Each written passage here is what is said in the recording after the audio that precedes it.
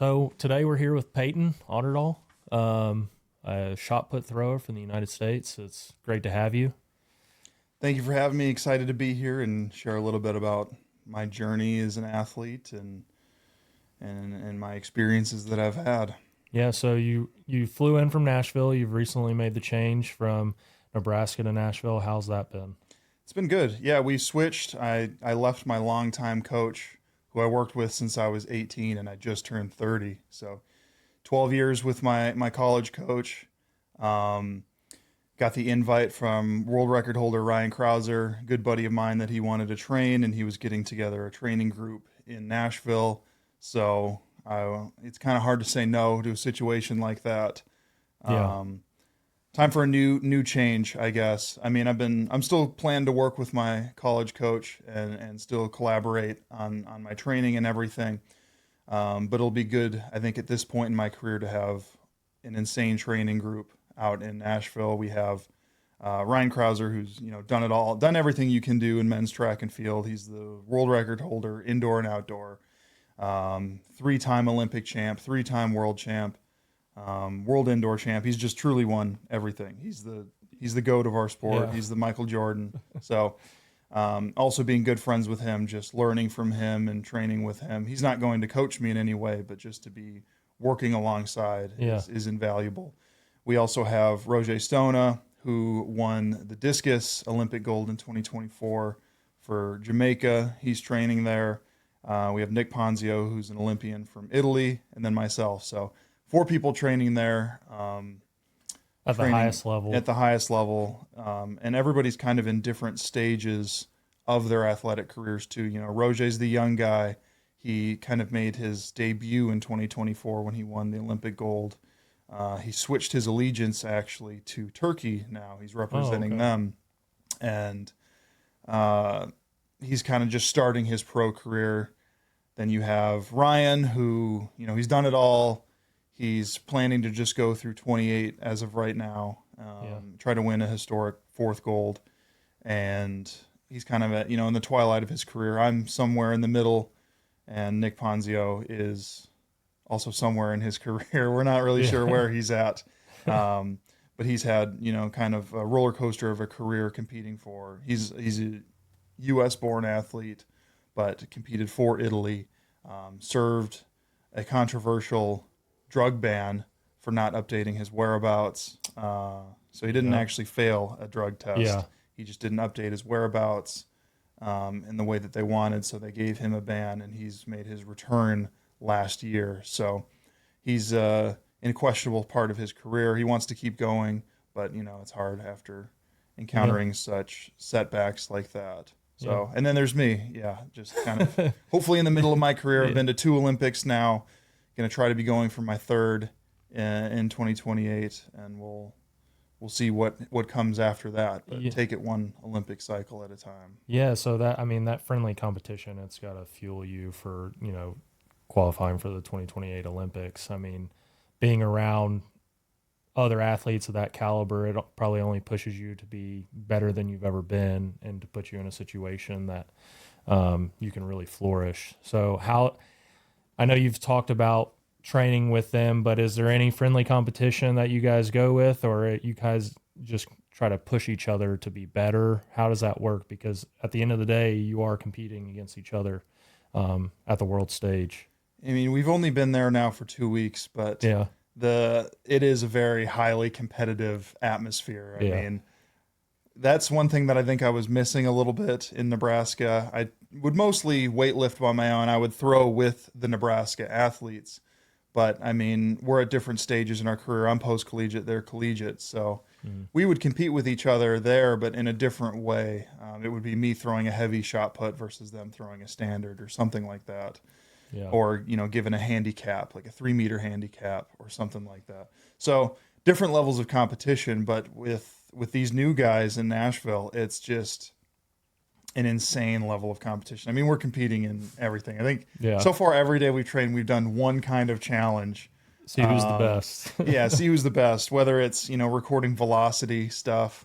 I know that in the last week we've been doing pull-ups with velocity. Who can have the highest average when you do 5 pull-ups? We've been doing grip strength stuff. The other day we were seeing who could pick up the most 10-pound plates, little plates, who can pick up the most in their hand off the ground. And then we were seeing who could pick it up clean and jerk the most. So, I mean, it's just, Just it's thinking of nuts. whatever. Yeah, Yeah. whatever challenge we can do and making fun of it. I'm not really much of a trash talker, so I Yeah. just try to, let my actions do the trash talking for me. You'll But I start mean, trash talking eventually, we'll I'm see. sure. I mean, there's a lot of it flying around, Yeah. so especially from the other guys.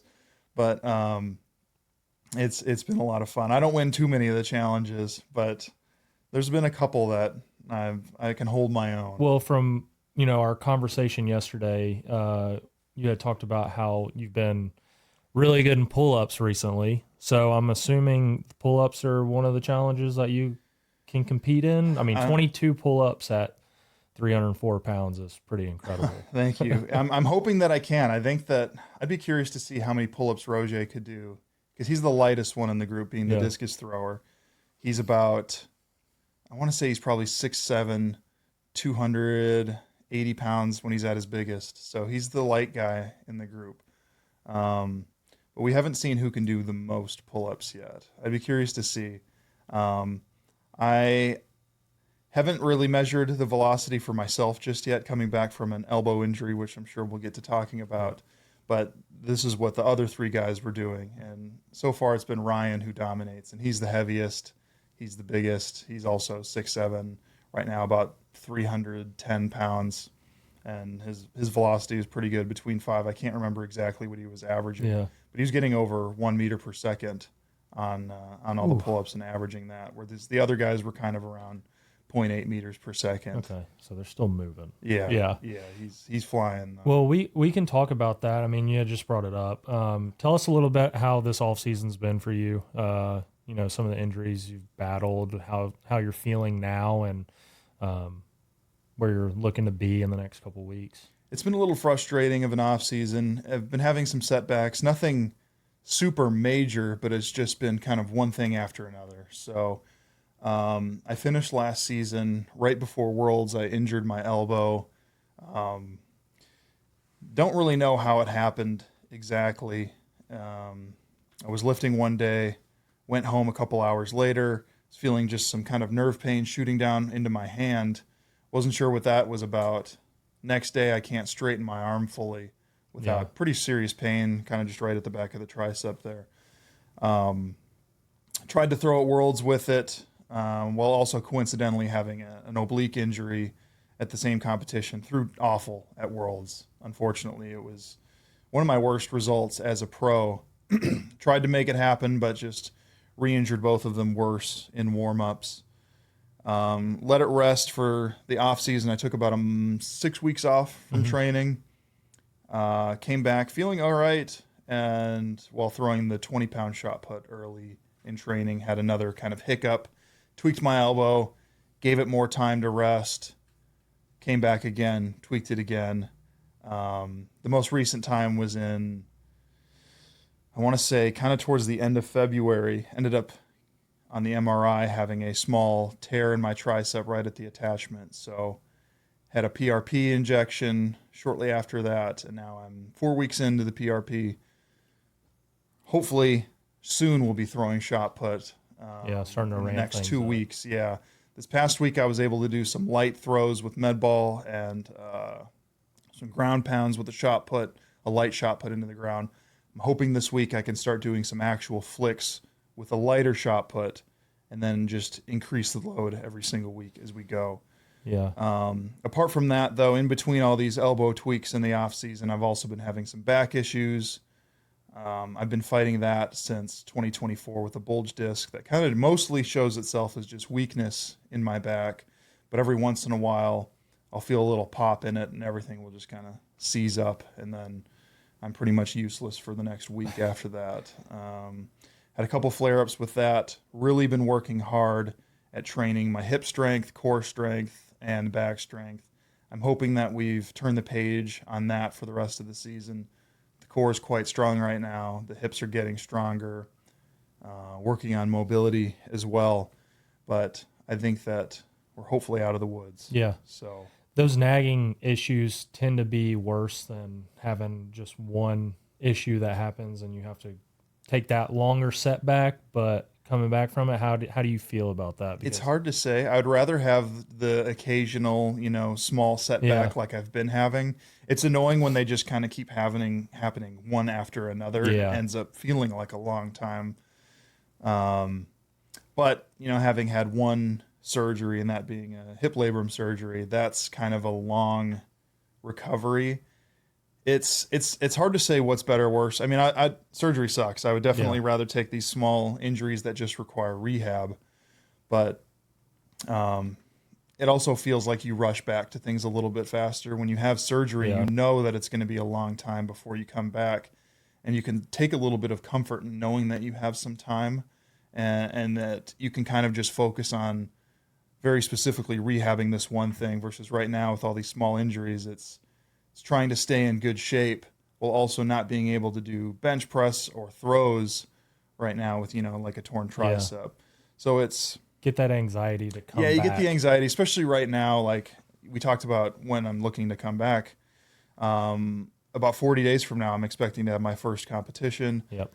and then the season just takes off from there. Yeah. So it feels a little bit stressful having just that short time frame, but am confident that we're in a good spot right now, especially once I get throwing again. I think that I should be able to maintain that for the rest of the season. Yeah. No, that's. I mean, for for me, it was always like when I had those small injuries, it was just so tough because I never really had a major injury when I was playing, and those small ones always like would just accumulate and accumulate, and it was like I just want to know when I can get back because for athletes, we're always wanting to do something, try and better ourselves. So that's why I wanted to ask that. But yeah, so with that, with that being said, with everything going on, what kind of changes have you made to kind of be injury preventative? Like, I don't know if you change like diet or the way you work out or anything like that. Has there been any significant changes that you've done? The diet kind of happened before the injuries. Yeah. This year, we're trying to go on a very heavy protein diet. We're scaling back the carbs just a little bit. And for the first time in my life, I'm actually measuring how much I'm eating to make sure that I'm getting enough. Yeah. We met with a nutritionist at the University of Nebraska, and he gave us some great tips. Kind of our goal for the season was to be above 305 pounds and maintain that. So he gave us a good diet that we can get there. We're aiming for about 250 grams of protein a day. And that split up ends up being about 6 to 8 ounces of protein per meal, 5 meals a day. And then added to that is about 150 grams of carbs per meal. Yeah. And it was a challenge at first. That's a That's a lot lot more of food food. than I was used to. That's getting close to about 2 to 2.5 pounds of just, meat a day. It's a Yeah. lot. It was a challenge at first, never being hungry, never wanting my next meal. Yeah.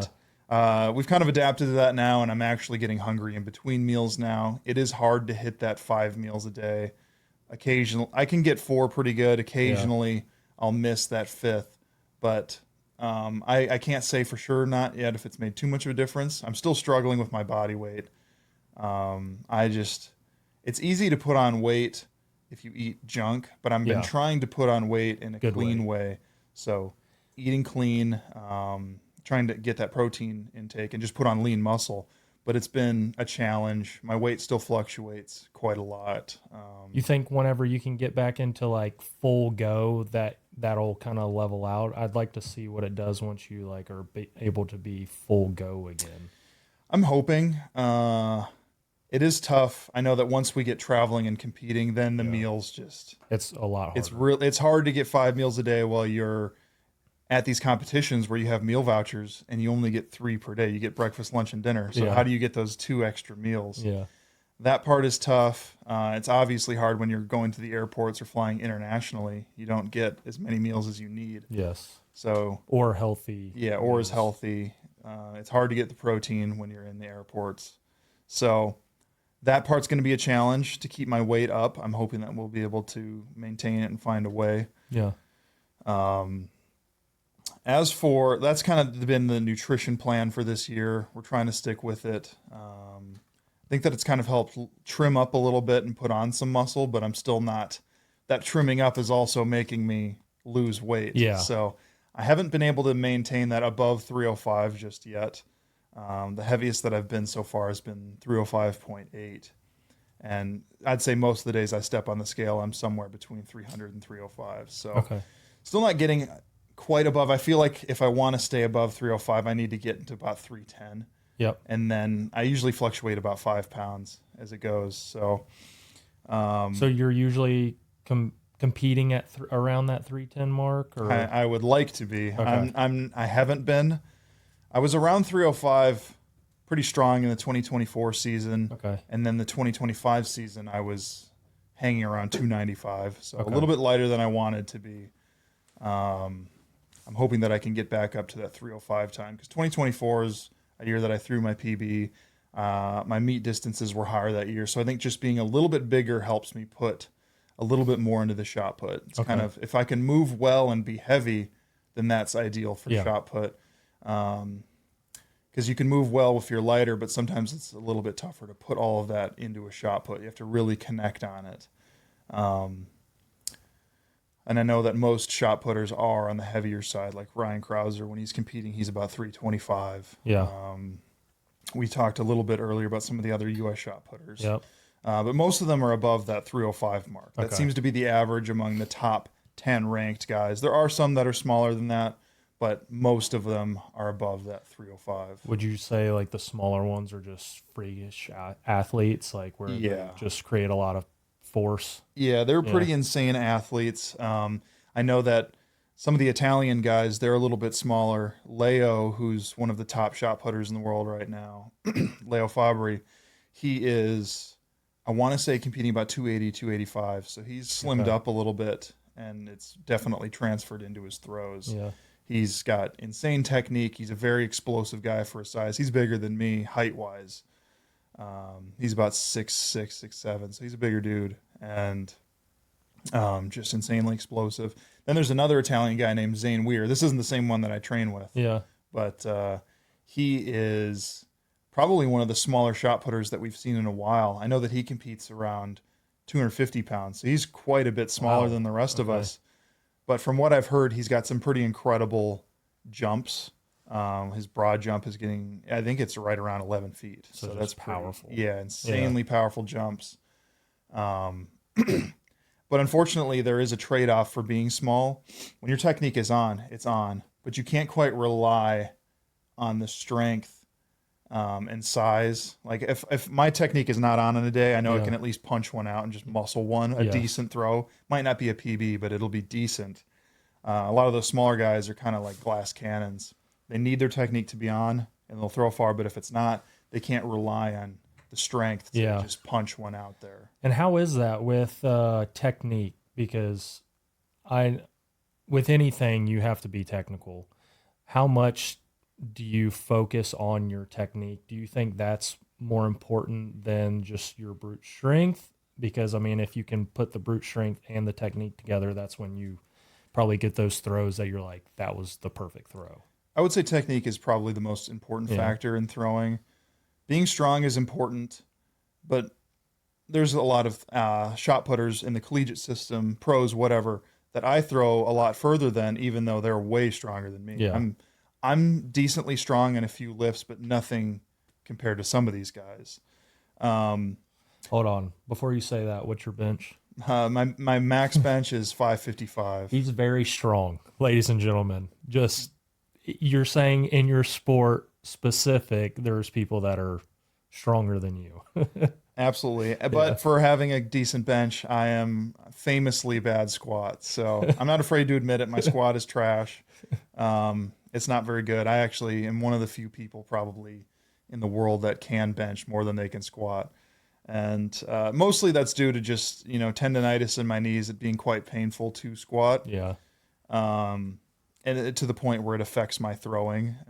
If the tendonitis really flares up in my knees, it hurts to throw. And at Yeah. that point, it's not worth it. I'm a thrower first, lifter second. Yep. So the throws always come first. If I have to adjust my lift a little bit to make sure that I can throw properly, then I will absolutely do that. But yes, famously bad squat. I am quite explosive, so I have a decent, clean behind the neck jerk. Used to be one of my best lifts before my back injury. In fact, my PB for that is 505 for a double overhead, just off the neck, straight up. So I can't squat that much. Is but that I like a can, strict above the net, or is that like? Oh, not strict. That's Okay, using I the was legs. gonna. That's Okay, driving I with the was gonna legs. say. Oh gosh, no, no, not strict. That'd be insane. So with that working out, from what I heard from your wife is that when you're in high school, you weren't the biggest guy. You were pretty skinny. Yeah, So you're like kind of a late bloomer, or how? Or do you think it was just like you turned a switch and you're like, I need to? I'd say just proper guidance. Yeah. I was multi-sport athlete in high school. I did football, wrestling, track, and martial arts. So I like to stay fit. I didn't spend too much time in the weight room, and I wasn't told to spend more time in the weight room.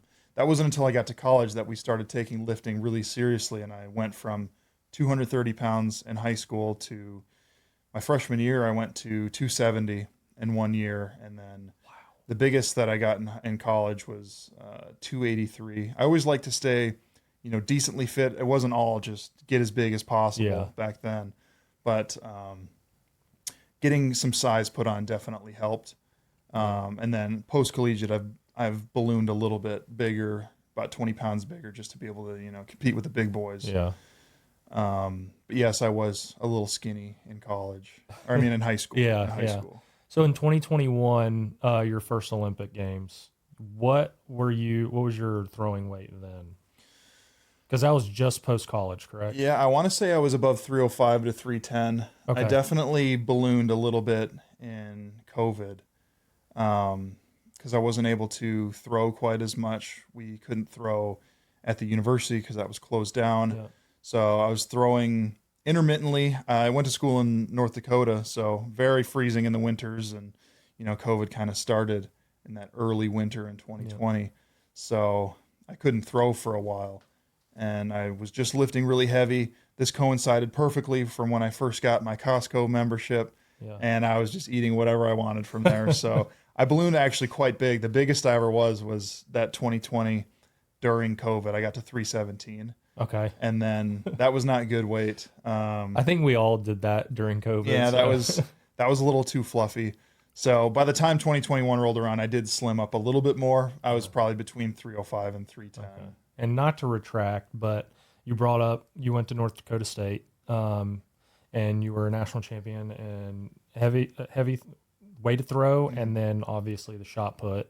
You want to talk a little bit about your college career and how everything transpired? Sure, yeah. I mean, I was recruited to go to mostly Midwest schools. In high school, my PB was 61 feet, which, and in the shot, and then 179 in disc, which is, it's okay. It won me state in Minnesota. Yeah. But on the national level, I probably wasn't even top 20 in either event. Okay. So I wasn't too heavily recruited. I was recruited to University of Minnesota, Iowa State, Kentucky, South Alabama, and North Dakota State, and a lot of the Dakota schools. Yeah. But I only went on a visit to North Dakota State. And what brought me there was my coach, Justin St. Clair. He seemed much more driven than a lot of the other coaches that I had met. I liked his vision for his athletes. I know that he kind of demanded success, and that was a program that I wanted to be a part of. The other thing that really got me there were meeting the other throwers that were already there. They were really just a brotherhood of guys. They all lived together. They trained together. They enjoyed hanging out with each other. They had fun. Yeah. Like everything they did, whether it was lifting, throwing, it looked fun. So I wanted to be a part of something like that. A lot of the other schools that I went to, they didn't have that culture. camaraderie. No, Yeah. the culture wasn't there. So that I just knew right away, like, yeah. And it's kind of funny that we talk about it because I didn't even want to take my visit to North Dakota State at all. I didn't want to go. I'd been to Fargo for wrestling. I knew it was cold. I Yep. knew it was, pretty desolate up there. And my mom was the one who convinced me. She's like, you never know what you're going to find. Like, you have to like take this visit. You just never know. And she was absolutely right, because that ended up being my favorite school that I toured. And I knew I wanted to sign there after I went. Yeah. That's crazy. So, yeah, while we were there, I was definitely kind of a late bloomer in college. I put up some decent marks as a freshman, good enough to make the regional meet, not good enough to make nationals. But it wasn't until my third year I learned to spin. I was a glider for my Okay. first couple years, different technique, and and then the glide was pretty tough on my knees too. That's kind of been a Yeah. long nagging thing in my career, is that knee tendonitis. So we decided, let's just give spin a try. And my first meet, I managed to throw a season best just under my PB with the spin. So there was hope. It wasn't Yeah. good, but there was hope. And then the next 2 years, I spent all that time learning just to find my timing in the spin. Yeah. My breakout year was my fourth year in college. That's when the spin just finally started connecting. I had some collegiate leading marks at the time. Um, Added almost 2 meters to my PB in shot just that year Wow. from getting comfortable in the spin. Um, and then senior year just kept building. Ended up breaking the indoor collegiate national record that was held by Ryan Krauser, and then it was a Oh. tied record between Ryan Krauser and Ryan Whiting, another fantastic shot putter from ASU. Um, and then winning weight throw that year. I got the double for shot put and weight throw, which has only been done. You're only a second person, Yeah, right? second person ever to Okay. do it. Dan Taylor was the first. I think he did it in the early 2000s. Um, Outdoor season was promising to start, but then finished disappointing. Ended up tearing a muscle in my back. Not the back problems that I've had Yeah. since being a pro, but it was more in my intercostal. And Okay. I just never could find the timing on the shot put again my senior year, um, outdoors. So disappointing end of the season in shot put. In discus, it was a little bit closer. I was the national runner up. So Okay. that year, my senior year, I was 5 centimeters away from winning a national title in three different throwing events in one That year. would have been the first time ever, correct? Yeah, yeah. No one, no, not on the men's side. Okay. Women have done it. Maggie Ewan comes to mind. She was pretty arguably the best thrower of all time in college. She won national titles in shot put, discus, and hammer throw. That is. Never all in the same year, but in her collegiate Yeah. time, she won titles in all of those.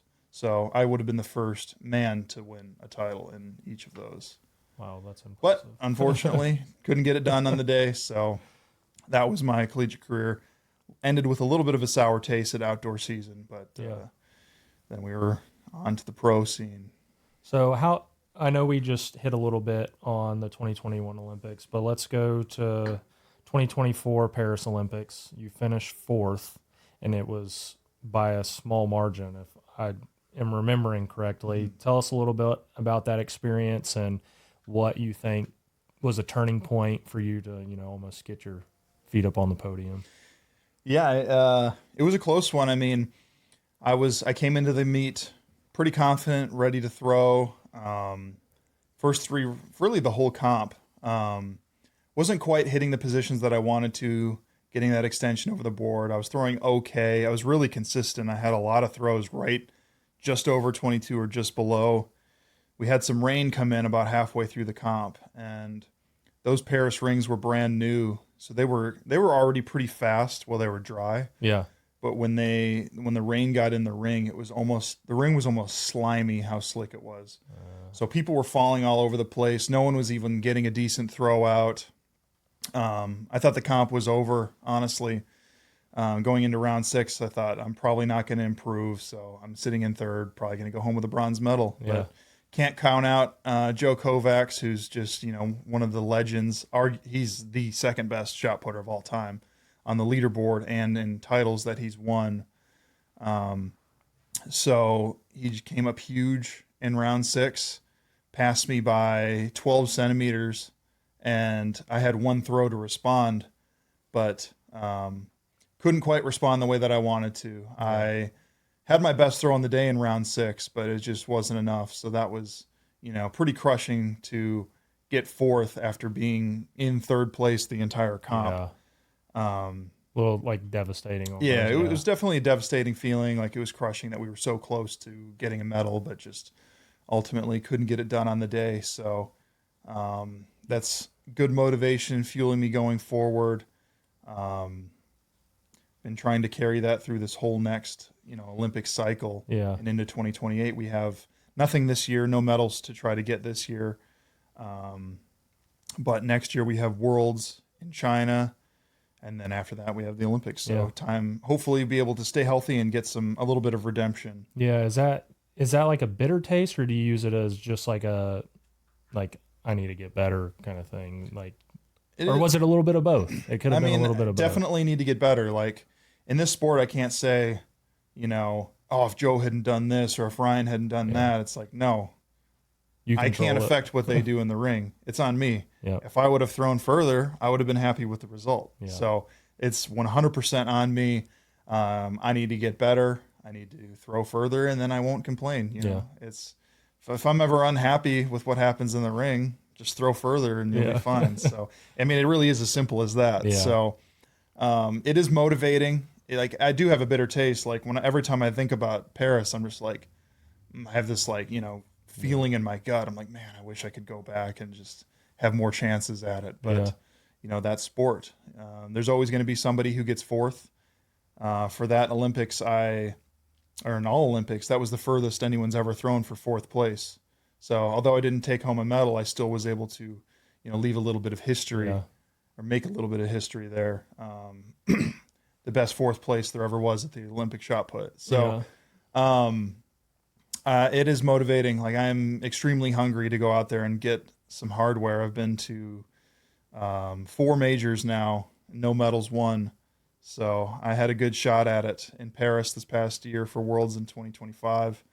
Unfortunately, had those injuries that I picked up in training the week before the meet, but I was in a great spot to bring home a medal. Just didn't. So again, that's on me. So looking forward to hopefully getting some in the next 2. Yeah, we're all looking forward to watching the comeback from everything Right, that's right. going on. I mean, now I've done as good as I can and not win a medal. So the only thing that will satisfy now is earning a medal. Get the hardware.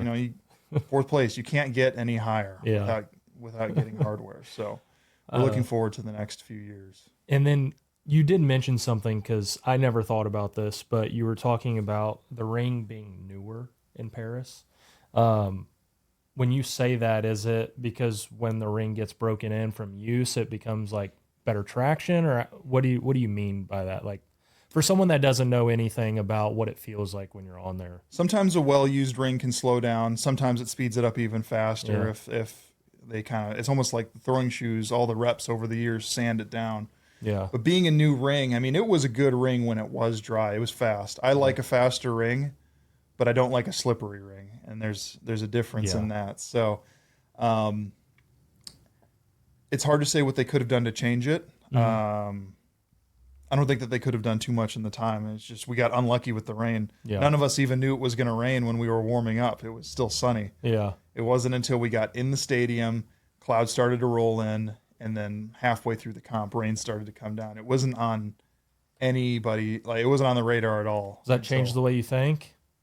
A little bit. I've tried to become a little bit more prepared with just training in wet rings and whatnot. It's just it's a tough thing training in a wet ring or throwing in the rain, because it just depends on what the concrete surface is. I've thrown in some wet rings that are totally fine in the rain because they're already grippy or they're a little bit slow. But a fast ring and then it rains is just not a good combo. No, it's dangerous. And that ring was just slimy. Yeah. That's what it truly felt like. I mean, you can go back and on YouTube and watch the replay of it. And there were guys that were actually falling. Like your right foot touching down in the middle of the ring and it's sliding to the toe board. Yeah. So it's tough. It reminds me, like, back in the day when I used to play and we saw rain on the radar, we'd all be like, bang it. Like no one wanted to play in it. And most of the time in the minors, you're playing through it. You're going to play and it's going to rain the whole time. But we had top prospects that we had on our team, if they were ever on the team at the time it was raining and the field conditions were not as good, they would just cancel it because they're like, if this guy gets hurt, we're not going to be in a place to do that. But obviously at the world level, there's no doing that. Yeah, and unfortunately too, like this is why we have outdoor track and field is to see who can be the best in all conditions that come. So we would just have indoor track only if we didn't want to have the rain be conditions. A factor. So and then so right after the fourth place finish, you proposed to your now wife. How much has she kind of helped you with everything, because she's been a big support? So how's everything been going with that? She's been great. I mean, she's truly like, she is my rock. She keeps me focused. She's my motivation. She's been with me since the beginning. Yeah. You know, we started dating. I was a sophomore in college. She was a freshman. So she's been there since the beginning when I wasn't, successful in track. So she's been a part of the whole journey. I was a part of hers. She was a hammer thrower in college, multiple time All-American, finalist at U.S. Champs. So she's been there and she knows what it takes, and she's seen all sides of it. So now she's really devoted herself into making me the best thrower that I can be and the best man I can be. And having her by my side is just something that, I don't know how I would do this without her. I know a lot of the guys there's plenty of guys that are single on the circuit, and I'm just like, man, if I didn't have her to return home to or, her to help me through this, I don't know. Help you count the calories. Yeah. I mean, she's the chef of the house. She's keeping me focused, motivated. She's saying, Payton, you need to eat again. Like, I'll be doing whatever around the house. She's keeping me in line. Yeah. So, without her, I truly don't think I'd be where I'm at. Yeah. Men have trouble being disciplined when it comes to stuff like that. Like, I know my wife is the same way. Like, if I didn't have my wife, like, I would be the most unhealthy person ever. But she cooks everything, so it's a blessing to have people like that. Absolutely, in your life. and they're partners for a reason. Yeah. So motivate you. Yeah, they complete us in a way that we wouldn't have without it. Tell you when you suck. Being honest is an important part of a relationship. Yeah. So. So I mean, we just hopped into your family a little bit. You also have two brothers, and you're actually the smallest of your two brothers. So how big are your brothers? The family genetics, like, they're crazy. I mean, I wouldn't say we had crazy genetics. Some people might say that. But yes, I'm the smallest of three brothers. I'm the oldest. I'm 6'4". Trevor, the middle brother, he is 6'6". He never quite got to the same weight. I think at his biggest, he was about 287. Okay. So close, but not quite. He was always leaner. And then Max, the youngest, he is 6'9", so he's the behemoth of the family. And he got up to 330, so he was big. Yeah. And all of us were throwers, the three of us. At one point in time, we were all training at NDSU. Max came into college the year after I graduated, so I was still training at NDSU while he was a freshman.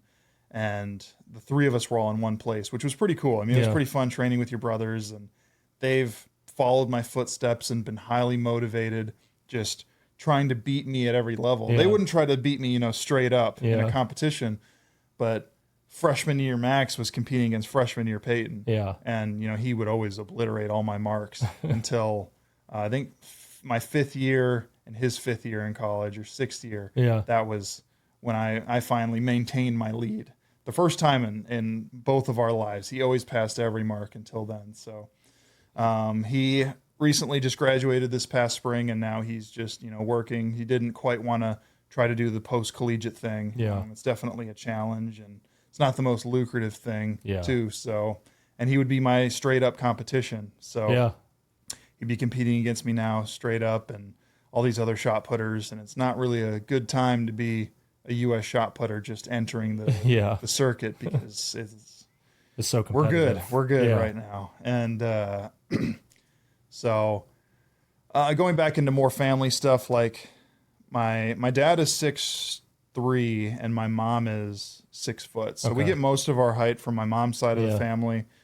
I have uncle that's 6'5", another one that's 6'8", And then on my dad's side, I have a cousin who's 6'7". So actually, when we go to family reunions, I'm not even in the top 5 for tallest guy That's insane. around. So even though I, am arguably the best athlete to come out of our family, I am not the biggest Yeah. by far. So Yeah. it's pretty crazy going to these family gatherings. Are you first generation thrower in your family? I am. I mean, my mom talks about how she did track and my dad did track, and they messed around the shot put when they were, young in high school. Yeah. But we came from a basketball family. My dad, uncle, and grandfather all played college basketball, and my dad played at Dakota State in South Dakota, Division II program. Grandpa played at St. Thomas in Minnesota, Division III, and then my uncle played, I think, community college. Okay. So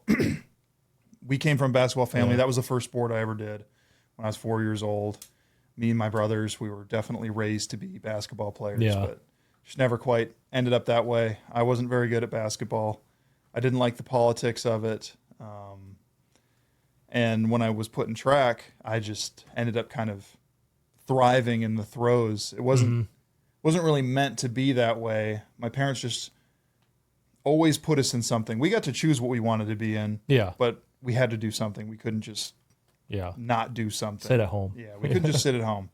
So I started track in middle school.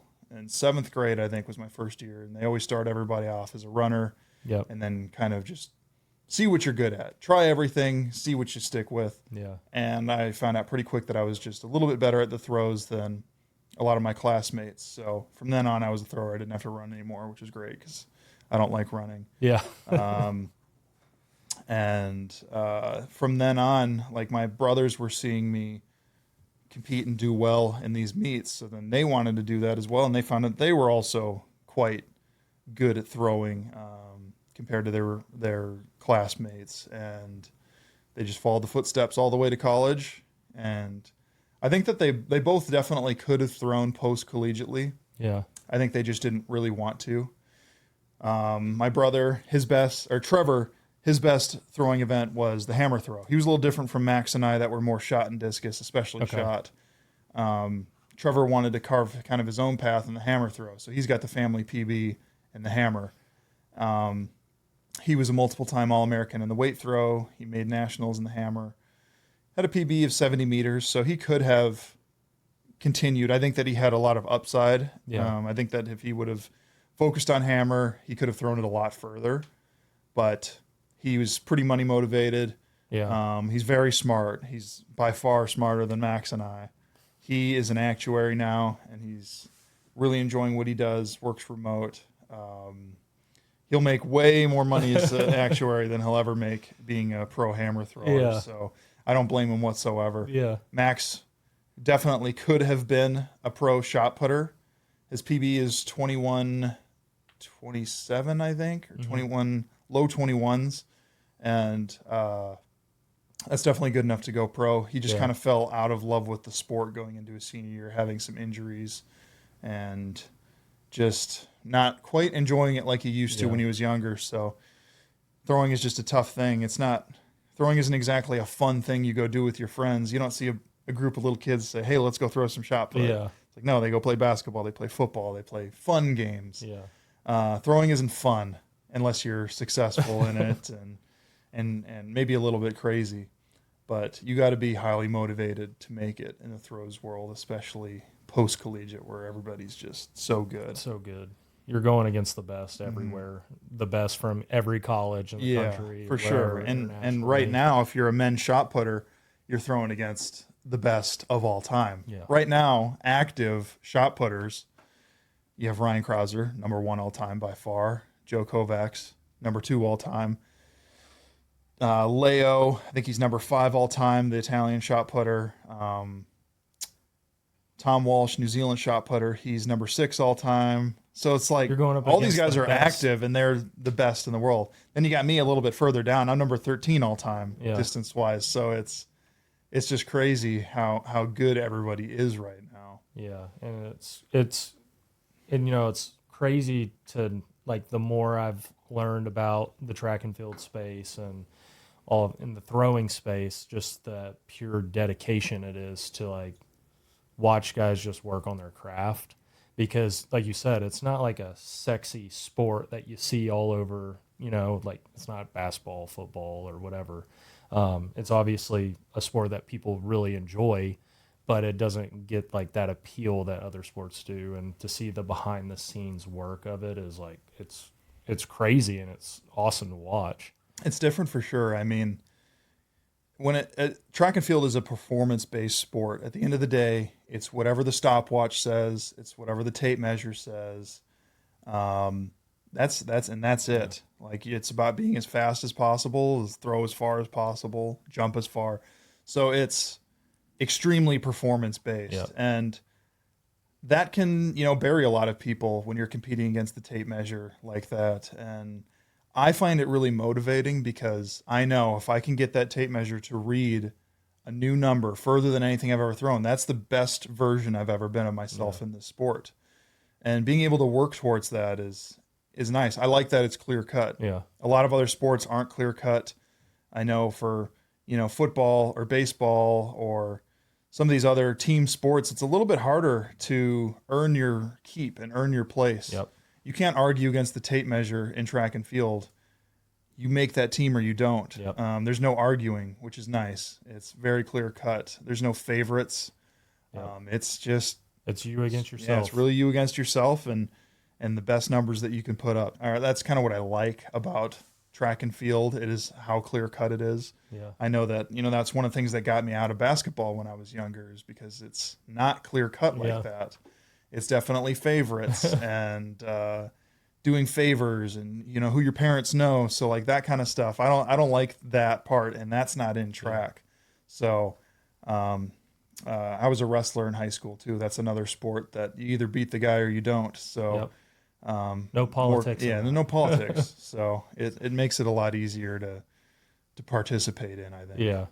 Well, that's awesome. I have a couple questions I do want to ask you real quick before we get this thing about to wrap up. But just some little questions to let the people know what you like to do in your off time. If I can find it. All right. I know you've been working on your diet very hard this off season, but what's your favorite cheat meal? Cheat meal. I actually don't eat too many sweets. I try not to, at least. If we have sweets in the house, it's almost always because Maddie brings them home. I don't buy them for myself because I know that I'm going to dig into them a little too much. One of the most common ones that I don't feel so bad eating are the chocolate-covered almonds. Okay. At least it's not, just full sweet. There are some health benefits to come out of an almond. That is super healthy. I wouldn't say that's the cheat meal, but that's a pretty common staple.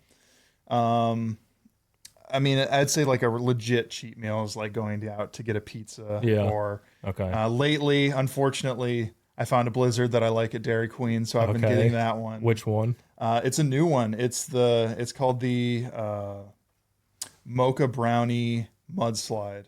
So it's Sounds like chocolatey. It's chocolatey, but it's also like a coffee flavored ice cream. Okay. And with brownie chunks and chocolate chunks in it. So like I've gotten that a few times in the last month alone, and that's probably been bad. I do like coffee, so Dutch Bros. We finally live in a place that has them now in Nashville, and there's a Dutch Bros right by our house. So the Golden Eagle is one of their, sweet drinks. It's like a caramel latte loaded with sugar. That's one of the things that I'll be like, okay, I can have this. Yeah. And not splurge feel a little too bad. bit. Yeah. All right. Favorite hobby? I got a couple interesting ones.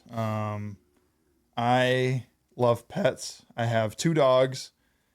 Recently, I've gotten out of this hobby a little bit, but I was a reptile keeper. At my peak, I had 8 snakes, 2 geckos, and a frog, and they each had their own enclosures and everything. It took up a whole room. Hold on, you had 8 snakes and they were all separated? Mm-hmm. They each had their own enclosure. The biggest one I had was a reticulated python who was over 10 feet long, and he ate like small rabbits as meals, and of course feeding frozen thawed ones, ethically sourced. Yeah, yeah. But You weren't going off your back porch and pulling these, right? no, no, definitely not. But yeah, I had a lot, and then the smallest snake was about a foot long, Yeah, so quite small, and everything in between. So I've gotten out of that hobby with the yeah, move because it was getting very hard to take care of them while I was traveling so much. yeah.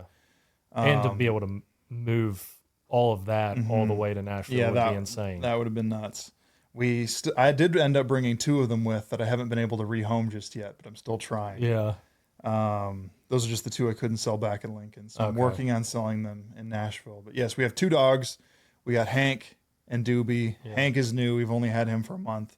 They're both American bullies, and they're just full of personality, and they're Yeah. just funny little guys. That's awesome. Those are big ones. And then my other big hobby is playing video games. Unfortunately, I'm a gamer. I have a good setup at home. There's PC nothing gaming. unfortunate about it. I used to be a gamer too.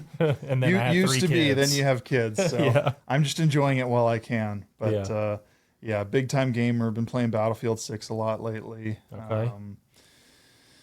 Yeah, Is that the game, or are you like the shooter games, or are you like the sports specific games? not sports. I haven't played sports games since I used to have UFC on like my Xbox Yeah. 360. That was probably the last sport game that I played. But Yeah.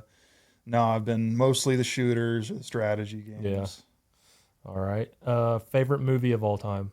Lord of the Rings. That's an Quick. easy one to pick. That was fast. Very easy. We kind of have a tradition to watch all of those about once a year. Yeah. And I mean, like when we watch it, we go all in. I have the extended editions. Each one is 4 hours long. Yeah. So that's 12 hours of movie Yep. between the trilogy. And I love it. Yeah. Still enjoy watching them every single year. They're my favorite movies. It's hard to pick my favorite one out of the bunch because they each have their pros and cons. But when people ask, I just say all of them. Yeah, I was It's just talking to it's one Maddie. movie to me. I was talking to Maddie, and I had just watched Lord of the Rings for the first time like a couple years ago. Really? Yeah. So that's What did you funny. think? It's good. It's really good. It's not what I expected. I mean, It's definitely nerd stuff with wizards and magic and elves and all of that, but it's very entertaining. my wife loves Lord of the Rings. And Really? I think the first time she watched it, she was like super young. She was watching it with her parents, and it like scarred her. But she still, to this day, loves it. I hope my wife likes it at least half as much as I do. Favorite place you've ever traveled? Got to be Japan. Japan. Yep, I've been there 3 times. Once on vacation in 2018, my best friend from high school, he is half Japanese. His dad is a Japanese national, so we went back and met his family over there,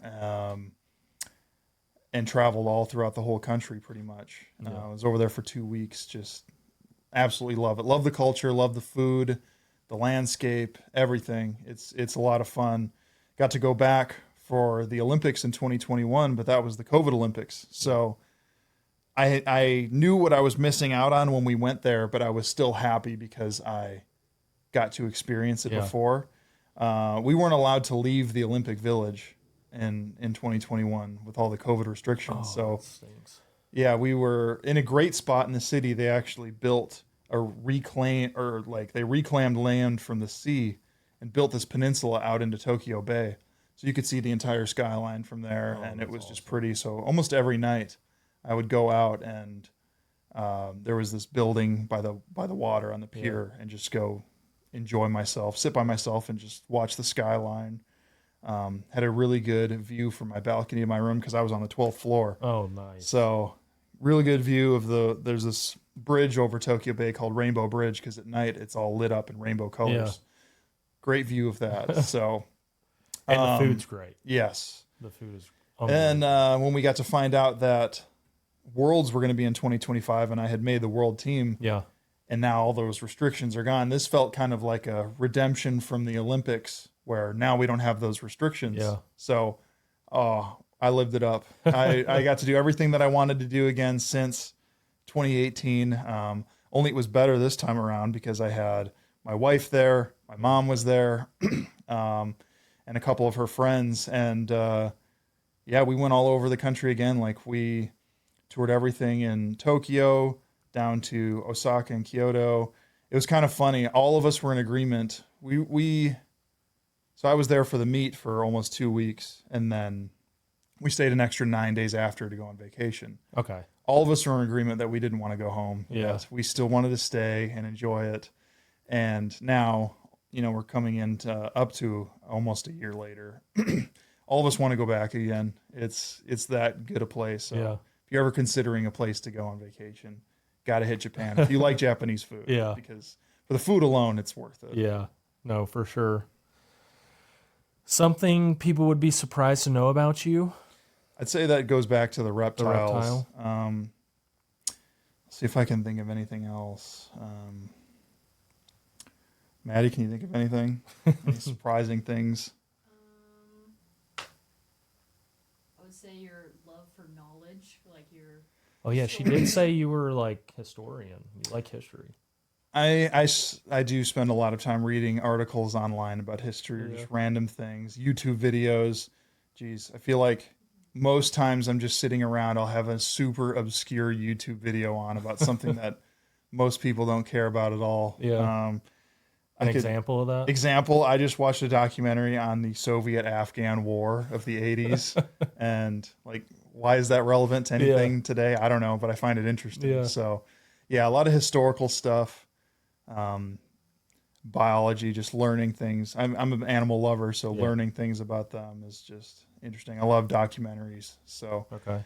I do have a hunger for knowledge when it comes to biology or history mostly. Most people might not know that. Favorite music artist right now? Geez, that's a tough one. Steely Dan, probably. Okay. It's an oldie, but Maddie and I always listen to a lot of Steely Dan around the house. Okay. It's hard to choose just one artist, but that's probably both of our favorites. Give me top three. Top three artists? All right, we'll go Steely Dan. I love Coldplay, but it's got to be older Coldplay. Okay. I don't really like any of their new poppier stuff, but kind of like the alternative that they were, like the Coldplay that we grew up to. Yeah. I like that a lot. I do like Lana Del Rey. Really? A big Lana fan? Yeah, I am. I actually like a lot of like female pop singers. Yeah. But that's one of them. Like I like Taylor Swift too. Okay. I'm not a Swiftie. Yeah. But I like a lot of her older stuff. Again, You like can what I listened jam to in her high stuff school. in the car and stuff like that. Yeah. Yeah, high school was good. I wouldn't say that I liked her most recent album too much, but there's a couple good songs. Yeah. One thing you're trying to get better at outside of sport?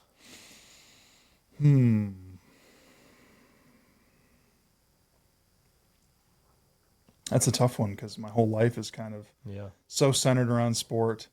I guess being a better husband. I mean, Man, you just got A+ on the test.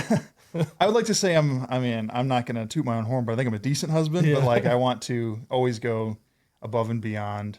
And Yeah. just try to be a good husband. I want to be a husband that, other people want to be that type of husband. I want people to look at our relationship and be jealous of it. Yeah. Be like, man, you guys are so happy, so in love. You enjoy each other, company, your best friends, but also husband and wife. I want to shoot for that relationship. That's a good goal to have for sure. Funniest competition or teammate moment you remember? That's I probably one we'll end can't on. say on air what that one is. I could tell you about that story afterwards. Yeah, but, I need to hear that. Yeah, maybe not on air. Let me think of one that I can say. Ryan just told this story. This is from Zagreb in 2024 with Croatia. I wasn't throwing too well in the first few rounds of the comp, so I told Ryan, I said, I'm going to go hog wild on this throw. And I added over a meter to what I had thrown, and I threw an outdoor PB with it, just going full force, whole hog.